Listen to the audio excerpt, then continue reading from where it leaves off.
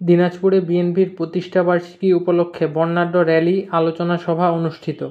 দিনাজপুরে র্যালি ও আলোচনা সভার মধ্য দিয়ে দিনাজপুরে বাংলাদেশ জাতীয়তাবাদী দল বিএনপির ৪৭তম প্রতিষ্ঠাবার্ষিকী পালন করা হয়েছে। সোমবার ১ সেপ্টেম্বর ২০২৫ প্রতিষ্ঠাবার্ষিকী উপলক্ষে বিকেল ৫টায় দিনাজপুর গৌড়ে শহীদ বড় ময়দানে অবস্থিত শহীদ মিনার প্রাঙ্গণে সংক্ষিপ্ত সমাবেশ অনুষ্ঠিত হয়।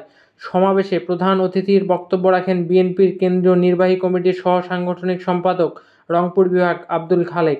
জেলা বিএনপির সভাপতি অ্যাডভোকেট মোফাজ্জল হোসেন দুলালের সভাপতিত্বে অনুষ্ঠিত সমাবেশে বক্তব্য রাখেন প্রয়াত মন্ত্রী খুরশীদ জাহান হকের জ্যেষ্ঠ পুত্র শাহরিয়ার আক্তার হক ডন। জেলা বিএনপির ভারপ্রাপ্ত সাধারণ সম্পাদক মুরাদ আহমেদের সঞ্চালনায় সমাবেশে বক্তব্য রাখেন বিএনপির কেন্দ্রীয় নির্বাহী কমিটির সদস্য দিনাজপুর পৌরসভার সাবেক মেয়র সৈয়দ জাহাঙ্গীর আলম, কেন্দ্রীয় নির্বাহী কমিটির সদস্য সাবেক এমপি আখতারুজ্জামান মিয়া, বিএনপির সিনিয়র সহসভাপতি মোকাররম হোসেন, জেলা বিএনপির সাধারণ সম্পাদক সাময়িক স্থগিত বখতিয়ার আহমেদ কোচি প্রমুখ।